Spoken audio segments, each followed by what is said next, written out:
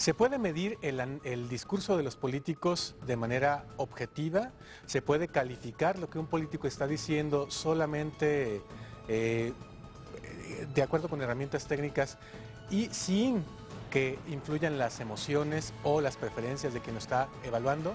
Eso es lo que hace AdQuad y de eso platicamos el día de hoy aquí en Esferas, una novedosa herramienta para medir el discurso de los políticos, y platicaremos también acerca de lo que ya ha sido evaluado y hasta el momento qué calificación se le pone al discurso de nuestros representantes, de nuestros políticos en México. De eso platicamos hoy aquí en Esferas. Bienvenidos.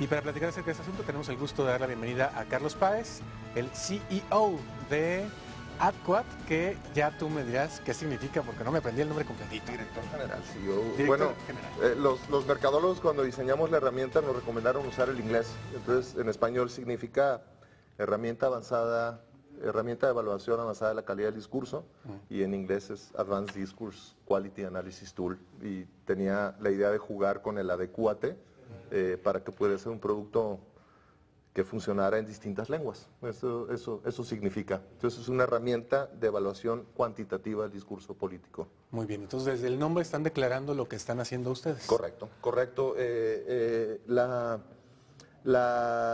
análisis de contenido es una vieja disciplina, Ricardo, que ha sido abordado desde la filosofía, desde la sociología, desde la fenomenología, desde las ciencias políticas.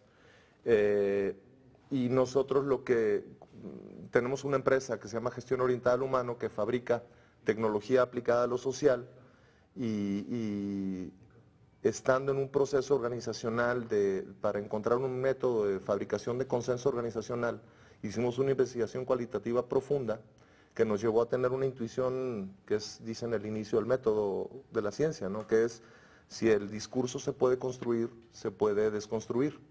Y entonces nosotros dijimos, si le mostramos a la opinión pública y a los líderes de opinión estructural y cognitivamente, es decir, qué patrones de pensamiento, de qué patrones de pensamiento se sirvió un actor político para emitir discurso, pues nosotros podríamos tener una capa adicional más del análisis y escapar un poco del análisis cualitativo, que es vital. Nosotros, al contrario, no venimos a sustituir al cualitativo. Creemos que somos un proveedor del análisis cualitativo del discurso, porque nos dimos cuenta, la psicología científica nos guió, y nos dimos cuenta que existe, es innato al ser humano, que todo lo que percibes, leas, escuches o sientas, lo filtras a través de tu sistema cognitivo.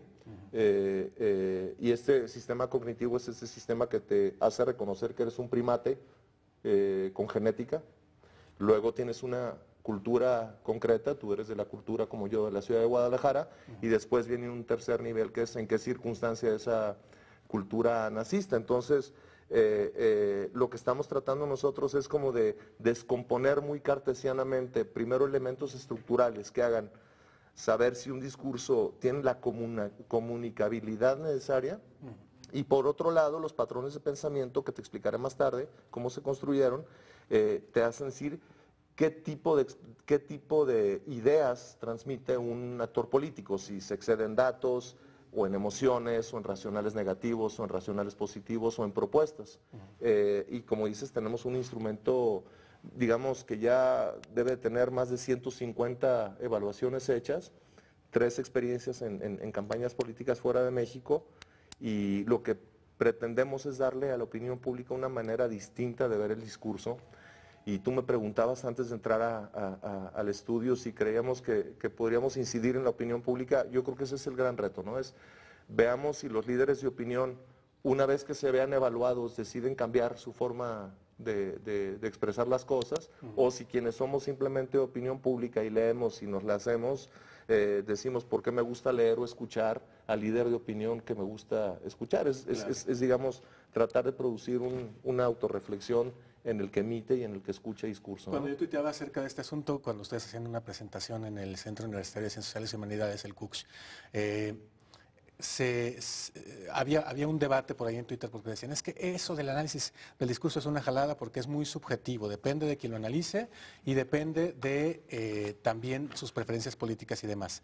En ese sentido, la herramienta es tan técnica que incluso el que está evaluando no tiene idea de a quién está evaluando, Correcto, ¿cierto? correcto. Sí, nosotros creemos que al contrario, yo no quisiera aquí abrir un debate cualitativo o cuantitativo. Yo creo que la evaluación y el análisis del discurso siempre van a requerir de los dos componentes. Yo soy ingeniero y creo, y me enseñaron, y mucha, digamos, hay mucha evidencia para demostrar que todo proceso y comportamiento humano y fenómeno es un proceso, perdón, todo fenómeno humano es un proceso. Entonces nosotros vemos al discurso político como un proceso que tiene un insumo que es cosas que decir o un público que influir, pasa por un proceso de diseño, lo emites y lo logras o no lo logras. Entonces ahí hay un proceso.